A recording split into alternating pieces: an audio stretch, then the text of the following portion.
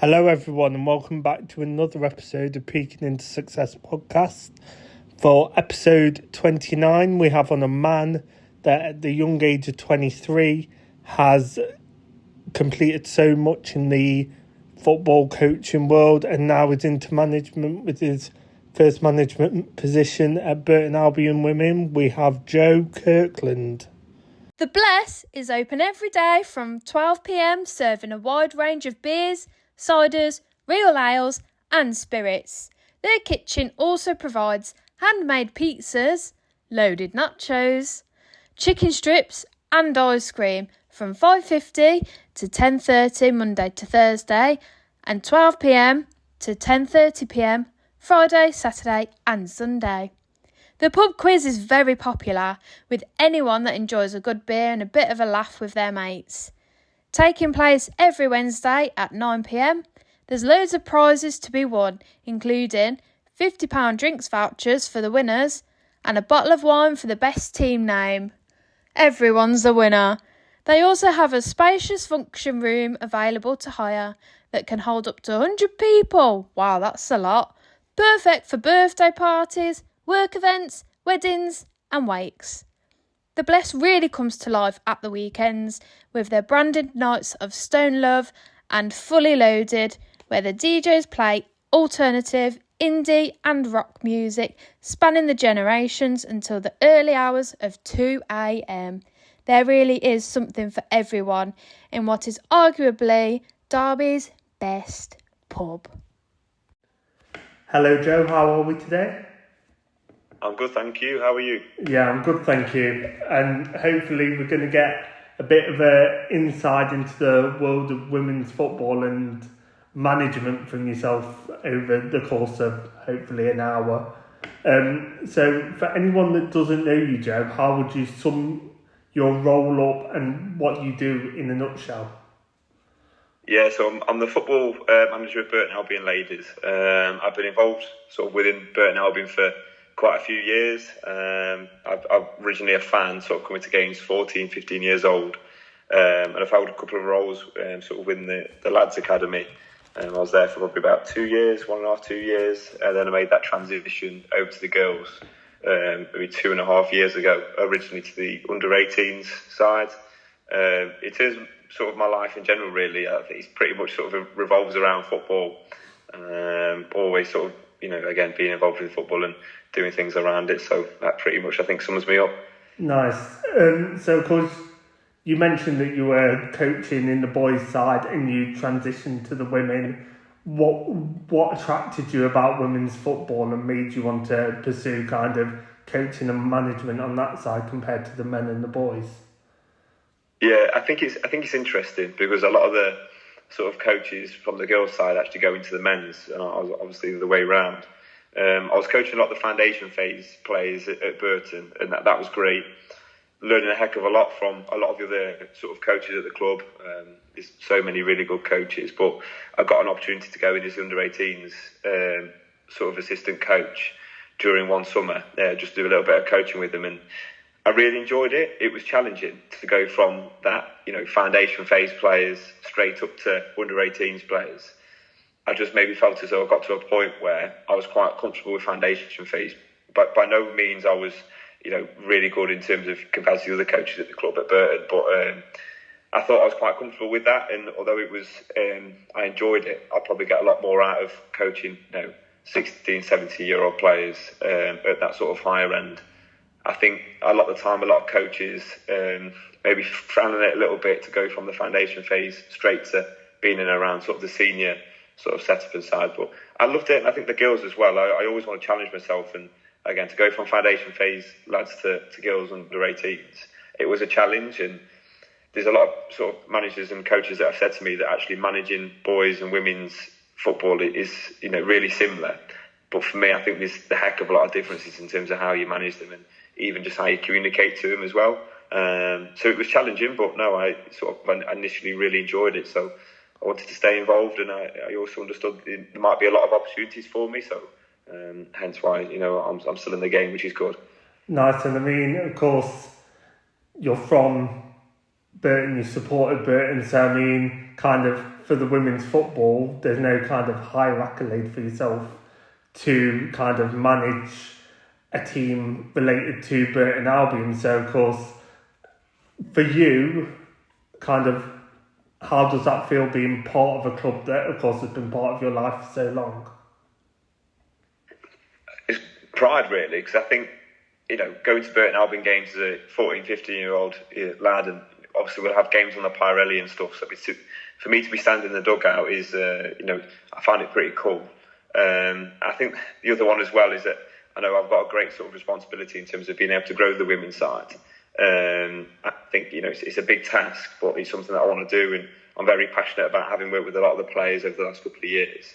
So to represent Burton Albion as a senior sort of coach in the women's side, again, if you're comparing me to Dino, there's still quite a bit of a gap sort of between the men's side, but the long-term goal is to sort of maybe do a little bit with them in terms of learning, going down and watching training sessions and stuff, and maybe just being around it. I think that's important for me to go and sort of develop. But again, to go from a fan, watching certain players and going to certain matches, to actually being amongst professional players themselves, I think is pretty amazing.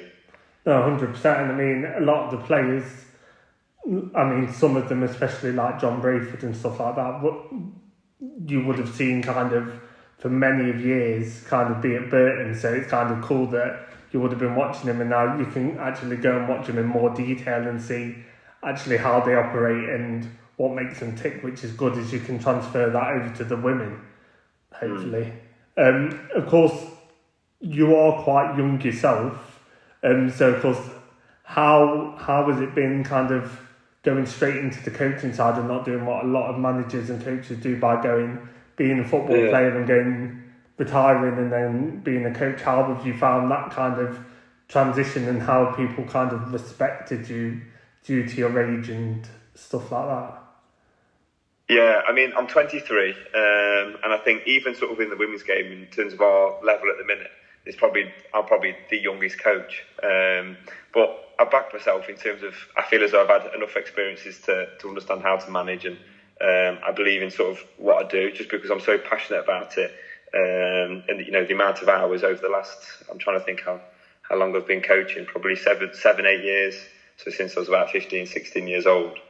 The amount of hours every night, really, that I've sort of doing research and stuff, and just trying to develop myself as a coach. So I back myself. I think not having those experiences as a player, I would have liked to play as to a higher level as what I did. I'm never a very good player at sort of junior level, but I played up until I was 16 and played a little bit of college football.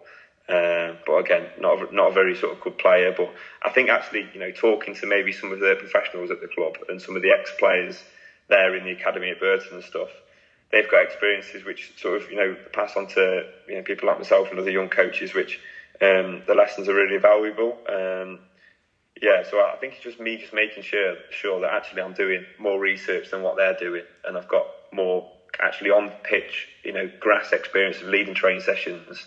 Than what they have to get myself to that sort of same level. But yeah, I try my best in terms of developing my knowledge to a professional player and trying to understand their mindset, which I think for me is really important. Nice. And of course, you've mentioned your experiences of what you've had. So for people that kind of don't know your history and your background in coaching, do you want to go into that in more detail? Yeah, so I've had quite a sort of number of different roles, so I'll try and go through it as quick as I can. So started coaching when I was 15, 16 at the local sort of soccer school at Woodville Rangers FC. So that was the team that I was playing for at the time. Just wanted to stay involved with football, again, really passionate about it. Really nervous in terms of that first session. I can always remember it was at one of my local schools, and I didn't know how I was going to come across. I was quite nervous in front of all the parents and stuff as well. So to go from that to here is amazing. But I had probably 4 years. I'm still involved with the club now, but actually sort of leading my own team probably around 4 years, I think. There, but then I've also sort of held roles with a few coaching companies over the years, which I think is gave me sort of a great insight into sort of what they do. And I've done a little bit of work at Derby County as well when I was around 16, 17, and when I first started coaching. I sort of forget that I've done that at Derby, but I think I was involved for about a year with Derby, the community trust, and I did go down to the academy on a few occasions as well. So that was sort of my first taste of, actually coaches at a high standard. Yeah. A little bit of it for me as well. I can remember when I was sort of that age, actually going into the academy. And, again, it was a pretty bit of a dream for me to, walking around the place, looking at, players that potentially might go on to play first team football for Derby is pretty cool. So I did that.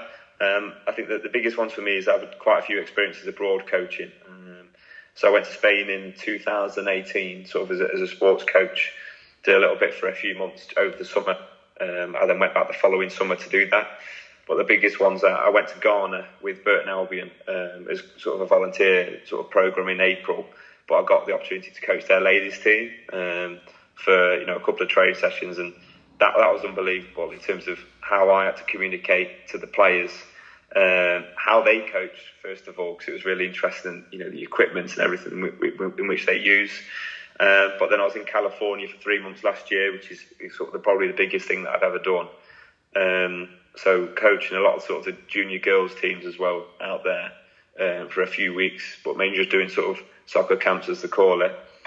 But I think in terms of coming back from that experience, because it was so big, to spend 3 months in California, I came back backing myself a lot more in terms of I can achieve basically anything sort of if I put my mind to it. Because, when I was 16, I never would have thought I'd be, spending and living in California, which is pretty cool for the time to what I was there. And I mean, what it shows to a lot of people there is that, of course, even though you are 23, the amount of experience you've just rolled off gives you the right to, of course, be a manager, and shows that a lot of ex-professionals, they've had experience of being involved in coaching sessions and maybe working on the badges as they're kind of retiring, whereas you've been in the mix, you've been going to different countries, you've been seeing how different teams operate and different people live. I mean, in Ghana for you, of course, there's a communication barrier as well, but you've still overcome that to, of course, lead your sessions. So that just shows that you're versatile and you are more than suitable with the experience you've got to, of course, lead the women. So, of course, my next question, moving on to, of course, Burton again, is that you've not been long in this position. So what's kind of your expectation, and how has pre-season gone for you in this short amount of time? I think pre-season is going really well. I was saying to sort of the other coaches the other night, there was always challenges coming into sort of the first team role here, just because of how it's been previously in terms of the women's setup. So there's a lot of things to get right in terms of, a little bit more backing from the club and stuff, and actually just, on the pitch and stuff as well, making sure the girls have got quality training sessions ultimately, and they feel a lot more valued in terms of a collective from everybody within the club, which I think they do now, which is good. So I've been appointed 5 weeks maybe, so we've had quite a bit hectic time trying to get as many friendlies and training sessions in as we can. But I've 100% taken this, 6 weeks ago or whatever. I think the position that we're in is amazing. I was speaking to sort of my boss, if you like, today, Paul, on the phone, and speaking to him sort of around our progression, the things that we've done already. It's pretty amazing. It's not just the girls within the first team as well in terms of the training sessions, but it's actually growing everything, trying to grow the social media a little bit more, and trying to get the junior coaches involved a little bit more, and the junior players with the first team players and stuff. I think for me as well, it was always a challenge in terms of getting my own sort of backroom staff for the first time together. There's a lot of us, so there's 7 of us that are in sort of my coaching staff, which is a lot. Trying to get them feel valued and feel as though that their points are always sort of taken into consideration, and they're getting a lot out of what they're doing. And it's going well. I think everyone is very happy. Everyone's excited. The training session on yesterday, Wednesday, was probably the best one that we've ever had. The last 3 training sessions have been 10 out of 10, and the attitude from the players again has been amazing. There's been maybe twice throughout pre-season where I've maybe stopped the session and said, things maybe aren't good enough. And the reaction from the players has been very, very positive. So yeah, delighted with things in terms of how they're going. So yeah, it's going really well. And of course, coming in to the setup, how were the girls around you coming in? Were they kind of welcomed you with open arms, or have you had to win them over the last couple of weeks? I think a lot of the girls knew me already, which I think was good. I think they knew sort of how I was going to work in terms of making sure training sessions are very fast paced.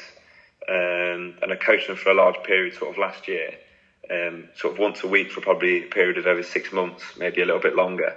So that's quite a lot of time sort of with the players. But I think for me to actually try and now get my own style across instead of sort of somebody else's, I think it is a little bit different. And I've still got to win the new players over and stuff. So there's still a little bit of pressure there and trying to win them over. But I think it didn't really take too long. I think right now, hopefully, they're all sort of buying into what we're doing. Well, I know that they're buying into what we're doing because you can see it within the matches and stuff. And I think I feel very sort of proud of the players as well and appreciative of the players because they're buying into that. And it's very rewarding for me to see that sort of on the pitch as well because it shows that ultimately the players care and the players want me there as well, and not just me but the other coaching staff. So yeah, it's really good. I mean, to have the backing, of course, and as you mentioned, just with the style, like how hard is that to implement your style and how easy is it, of course, from the old manager to yourself? How much upheaval have you had to do? Have you kind of built on the kind of foundations that are already there, or have you had to completely rip them up and kind of start afresh? Yeah, I think no sort of disrespect to Tommy, but maybe towards the end of the season, things were pretty tough for the first team in terms of maybe around the style and play and stuff. So we've started afresh ultimately in terms of trying to implement our own strategies and tactical way of playing. It's based upon the players that we've got because I know a lot of the players have sort of designed it around them, which obviously as a manager is important to do. So yeah, we've not been able to sort of nail every principle down in pre-season. We would have liked to have got more, but I think there's maybe 3 sort of really key principles that we've tried to get across. We've got them across-ish, I think, but we couldn't have done any more. But I know that on Sunday, when the first game comes around, that the players hopefully will go into that with a good understanding as to what I'm asking of them. And they can do it well as well because we've had plenty of training sessions on just those 3 simple key points. Nice. And if people are coming down on Sunday, what can they expect from your team? Are they expecting the full works, or are you attacking minded, defensive minded? What can they expect from the Burton Albion women's team on Sunday? Loads of energy. I think they've got to play with that drive. Every pass, I want it to be a good pass. We want to strive to go and win the league. So even if a player's passing the ball, it's got to be driven in. It's got to be a good pass, and just the basics done well. I think out of possession, being very structured, being hard to break down. I think it's a good starting point for us going into the season to be like that. To be disciplined. I think mentally to be switched on all the time.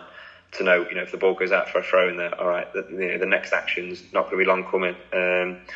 In possession, we do a lot of work sort of around the wide areas. We want to create overloads in sort of different channels.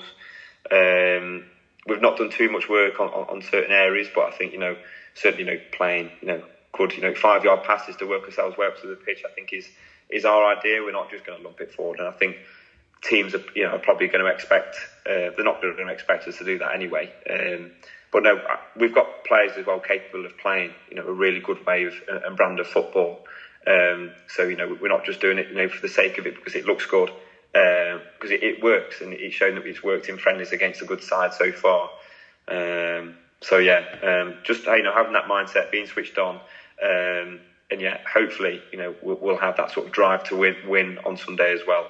All the players turning up with that sort of motivation and a little bit of aggression to win and go out there and bring home the 3 points. Nice. And of course, what I've heard from you before prior to this podcast is that you said you want to create a big team and have options. Is that something you're still working on doing, or do you feel like you've got your team together for the first game of the season and you're going to try and stick with that kind of group of players throughout as much as possible? I think I don't mind saying that last night we had, towards the end of a training session, we had a conversation with a player that she's not going to be involved with us on Sunday because of how big the squad is. And I want to mention it because I think it shows sort of what direction that we're going in. But this player, her reaction was so positive in terms of, basically turning around to me and saying, that's fine. I understand sort of where I'm coming from, and that she's going to work harder to hopefully get herself back into the team. And ultimately she wants to be playing as much as she can. But the reaction from the player was so positive, and that just shows the sort of type of people and players we've got in the squad. And it's great for me to have that. And the last thing I want as well is the players to be unhappy. So that communication is important from all of us. The squad's still really big. I think depending on how we are, sort of first few games of the season, we will still look to bring people in. If we can get better players in than what we've got already, we will look to bring them in. But at the same time, I want to work with these players in terms of developing them to get better as individuals and as a collective as well. A lot of what we've done at the minute is around the collective and the playing style. Tactically, probably not done too much work around the individuals. So hopefully we can get to a stage where we can start developing individuals a little bit more and kicking their sort of footballing journey on a little bit more too.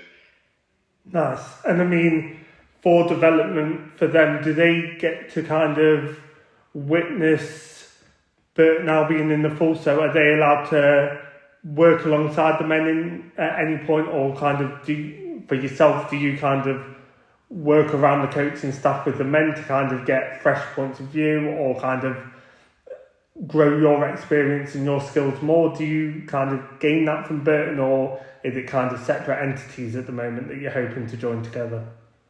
Yeah, I think it's probably sort of separate at the minute, but I really don't think it's going to be long before hopefully that connection is sort of really there in terms of the first team men's side and the women's side as well.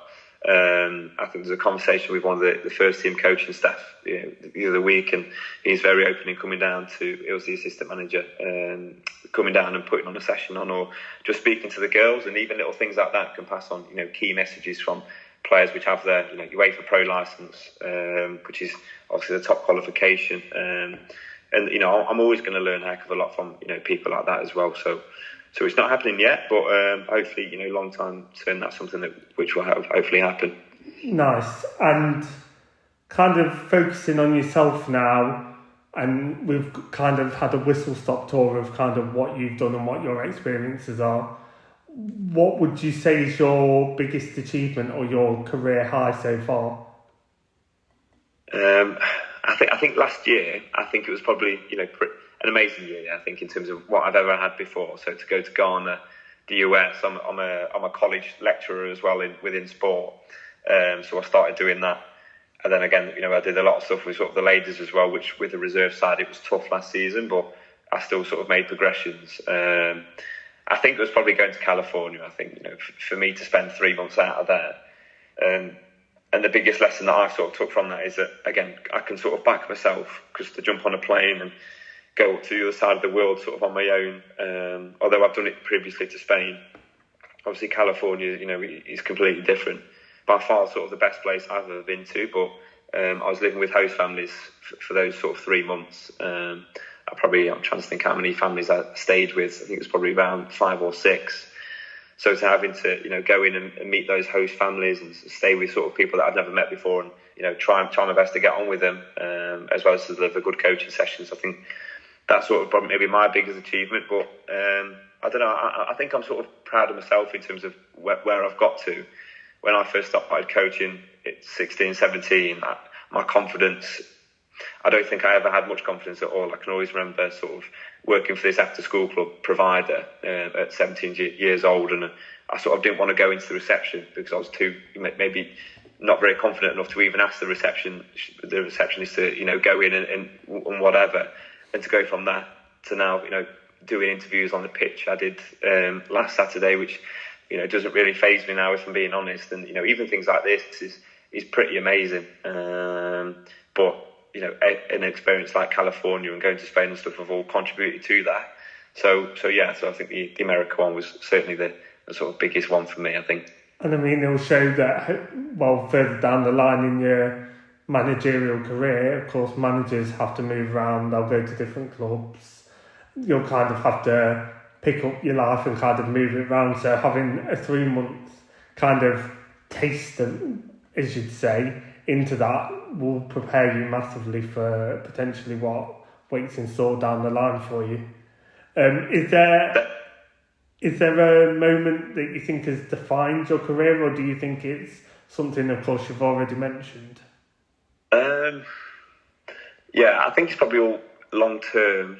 I think it's all been very slow in terms of getting to this sort of stage where I'm at now in terms of developing myself, I think. I'm trying to really think. I think it's probably just long term more so, I think. Nice. That's fair enough. So, of course, you've got the game coming up Sunday. You've got the season kind of ahead of you.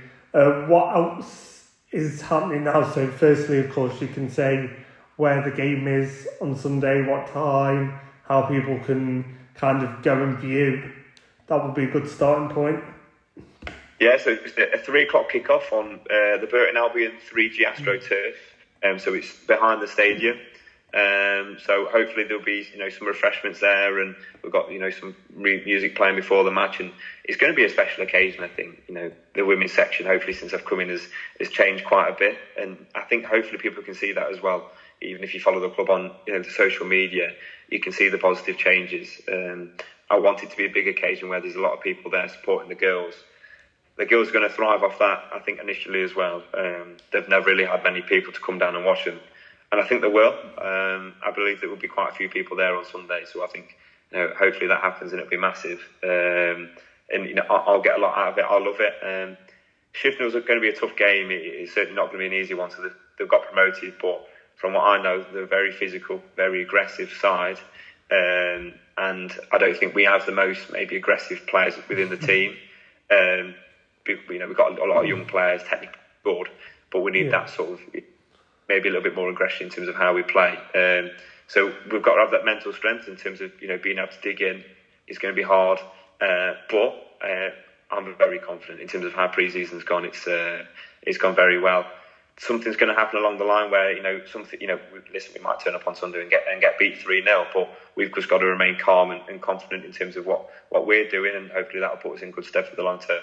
Nice. So is it kind of you can only go down and play, like go down and watch, or is there kind of any other way of kind of keeping up with the scores or kind of highlights if people can't actually go down to the game?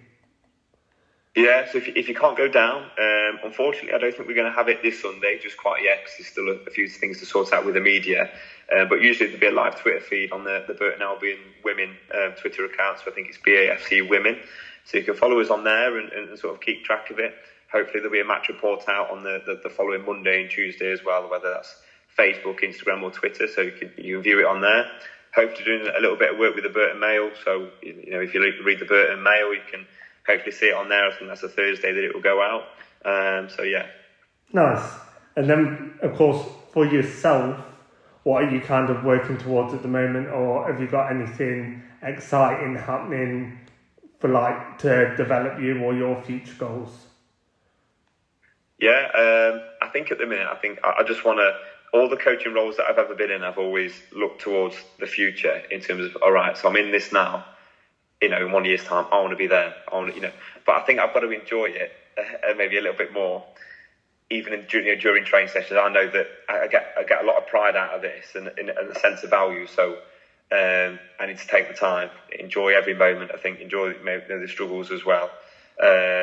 But I'm really looking forward to hopefully working with Dino. And even if it's not Dino, I know the under-18s coaches who are now in the academy, Keith Gilroy and a few of the others that I'm sure they'd always be sort of open to me going down and watching and learning off them, which I appreciate. And something like that, I think I'll learn a lot from. So yeah, that's about it, I think, in terms of my development. But again, I just got to sort of maybe focus on the present right now, because I think even for anyone in general, we're always thinking of that next thing, the next one. and it's tough because I don't think you're ever sort of in the present moment. So, maybe on Sunday when hopefully we've won, I really want to enjoy that, and hopefully it happens. No, that's nice, and hopefully it does happen. I know, of course, you are young, but if you can take yourself back maybe to when you started coaching, is there one piece of advice that you'd give your younger self? I think that's a really good question. I'll probably say just keep on doing what you're doing, really. Believe that what you're doing now is going to happen. I think maybe I believed it. I did maybe believe it then a little bit as well, but there's a lot of time, even last season, there were so many tough moments in terms of the reserve side, so many sort of issues that we had within the squad. And sometimes when you're a coach and you're spending every evening literally coaching, on your phone, dealing with parents and text messages, because we all have it. And even now, I've got not just first team players messaging me, but there's a lot of players in all the other age groups.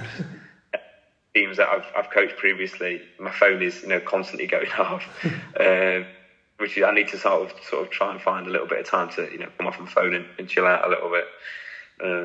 But yeah, sorry, I've gone off track now. What was the original? No, it's fine. A piece of advice that you give your younger self. Keep believing. Keep believing.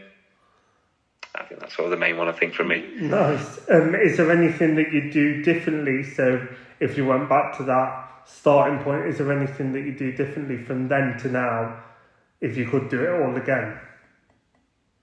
Yeah, I think I've always looked to challenge myself. Maybe just to challenge myself even more. I think the only reason why I've got into the positions that I have done is through always stepping out my comfort zone. I think I've always done that quite well, but to do it even more, I might be in another position where I'm in a better position. I think there's loads of what ifs and stuff, and I know you shouldn't compare yourself to other people, but I always look at, there's a guy at Manchester United at the minute who's I think he's late 20s and he's in the first team coaching staff with Eric Ten Hag. Wow. And I know that comparing myself to somebody who's that's an extreme big circumstances, but maybe if I would have pushed myself that a little bit more, could I have been again, Burton Albion ladies is fantastic, but to be in the Man United coaching staff and just push myself a little bit more, and again keep believing that what I was doing is going to happen. No, 100%, and I think that's a nice message for anyone else that kind of wants to go into coaching, that is not going to come overnight. You've got to work hard, as you've said previously. You've spent many evenings doing extra work. As you said, your phone's buzzing constantly and you're putting that effort and you're putting that time in, and hopefully you'll reap the rewards, and younger people should realise that and hopefully put that into their roles, whether they want to be a player or a coach for a football team. I think that's massive, and I think if there was one message that I was going to give, and I say this to a lot of the college students at the college, is that I've been coaching for 7 years, since I was 16, and it's probably only really, of course you get rewards through that, in terms of, a lot of the younger kids that you coach, still sort of smile and give me a fist bump today, and that's amazing to sort of see their progression. But it's so tough as a coach. You're coaching pretty much every night, for 7 years. That's a heck of a lot that you're investing for free. It's so tough, and most of the time your session is not going to work well. Even now within the first team, I'm lucky because I've got really good people around me now, but it's very often, you'll go away from the session, you will beat yourself up because you can always be better. So if you want to get into coaching, it's going to be hard. You've really got to have that love and passion for football. If you like football, but you don't love it, then I don't think coaching is for you. I think you've got to be pretty obsessed with coaching. But if you are, then you can go as far as you can, I think. Because I think you've got to be obsessed in terms of wanting to do as well as you can be. Nice. I think that's a nice way to kind of focus on if people are wanting to get into the sport and realising the dedication and the hard work you put in. So, no, I like that. We're going to move on to some quick fire questions now. So you should have an answer, I feel like, for all of them. But we'll kind of just roll with it and see where we go. The first couple are not football related, so it'll ease you in, and then we've got some football related ones near the end. So the first one is your go-to karaoke song. So you've got to get up, sing a song. I'll probably go U2, Beautiful Day, I think. Are you getting everyone kind of involved, or are you just kind of letting everyone sit back and watch you belt out this classic? Everyone's involved for that. Nice. Do you do kind of initiation songs for like the women as well? Like at your level, is that something they kind of do or not? We do. I do think there's the female to the male side. I think is a little bit different in terms of initiations and stuff. But I don't know. That might be something that I bring up to the players for the future. Because no, I don't know. But I think that something like that should happen. I think that'll be good. Nice. So you've got a chef come round to your house tonight, and he's going to give you one drink and one meal. What are you choosing? Oh, this ain't going to be quick fire.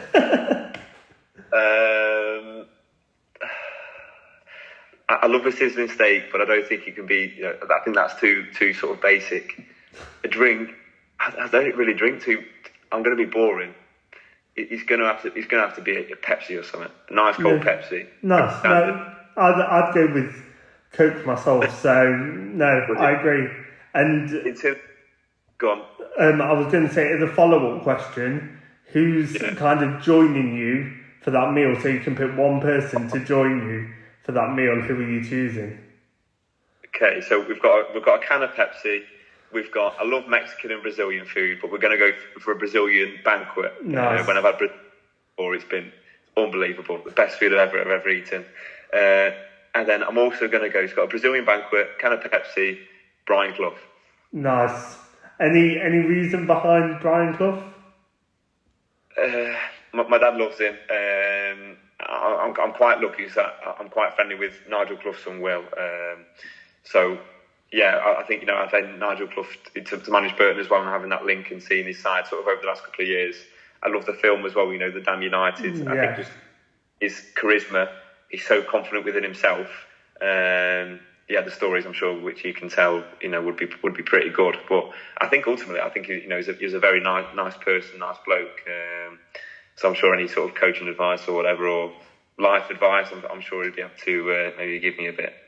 Great, and I like that you've chosen a football manager, because it leads nicely onto my next question of who's your manager inspiration?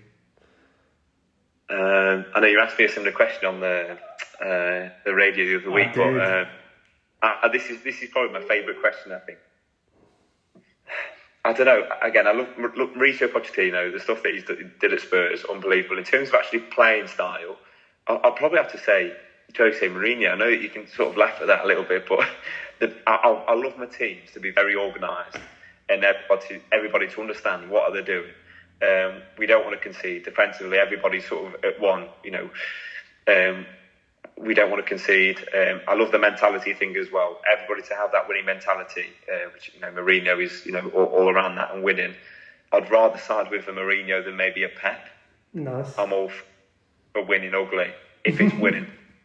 Got to win in football, and I think at my level as well, when the Sky TV cameras on Burton Albion women or whatever, I could probably get with it. But at the same time, I'm not saying that my teams are just going to sit back and park the bus, because we're much more capable of doing that. Technically, we've got so many good players, which will. I think ultimately, if you come down and watch us, you'll be able to see what type of football that we play. No, 100%. No, I like that. Is you've not just gone with one; you've kind of gone different managers for different reasons, which shows that you're not solely basing yourself off, I want to be like Jose Mourinho. You're saying you're taking aspects of all managers and creating Joe's style of management, which is nice. No, I think I try and watch as many sort of different videos as I can of managers, even Arteta. I've been watching the Newcastle documentary a little bit at the minute, Eddie Howe. And then I know I said previously about Sir Bobby Robson as well, which is a bit of a different one. Because obviously, he passed away and he's a lot older in terms of my generation. But I've watched a lot of things on him in terms of how he comes across, his management skills. And yeah, I think for me although I'm 23 and a lot of the players are, the same age as me, I want to be able to manage the squad and individuals really well. And I think a lot of, that's more important than the actual training sessions. I think to, have that sort of one-to-one relationship with each player to get the best out of them, just in life in general, I think is the most important thing. Nice. I'm now going to ask you who your favourite player is. So I want one men's and one women's. Gareth Bale. Nice. And I'm going to go for a bit of a different one, because I can remember watching her a few years ago, but Nikita Paris from Man United. Yes. So I remember watching her for England, and I've met her as well at St George's Park. So I'll probably have to go. I know she's not in the England squad, is she now? But yeah, good player. And I've met her as well, so that's pretty cool. Great. And of course, I made you name the woman player last, because I was going to say, if Burton Albion kind of say, right, you can sign one female to your side, who are you signing? So you could pick anyone's capable. Burton Albion are putting up the funds for you to sign one player to add to your team. Who would you pick to complement your team? I think it's easy to say someone like Leah Williamson, but I'm trying to think a little bit out of the box maybe. Who do I like who played for England? I like Alessia Russo. I'll stick with Leah Williamson, I think. Rock at the back. Yeah, I think we need maybe, an addition to the defensive area of the team. So let's have Leah Williamson come in. Nice. Of course, you're involved around football a lot. So is there a piece of memorabilia or anything that you've collected kind of along your way that you kind of cherish, or you have proudly displayed at home? I've got, I love, maybe not so much now, but when I was sort of younger, mid-teenager, I've got quite a lot of autographs from players and stuff. But when I was in California last year, when Gareth Bale was announced at LAFC, I said to myself, right, I've got to, try my best to try and basically meet Gareth Bale. And I managed to do that twice. So I've got a Gareth Bale shirt signed from Bale to me. That's probably the best one. I've got an old England, the World Cup winning squad, signed by all the players, like a picture. And then I've been lucky enough to get a few match worn shirts and stuff as well. But a lot of them are Championship and League One players, but that's still pretty amazing. But I'll have to go with that Gareth Bale shirt.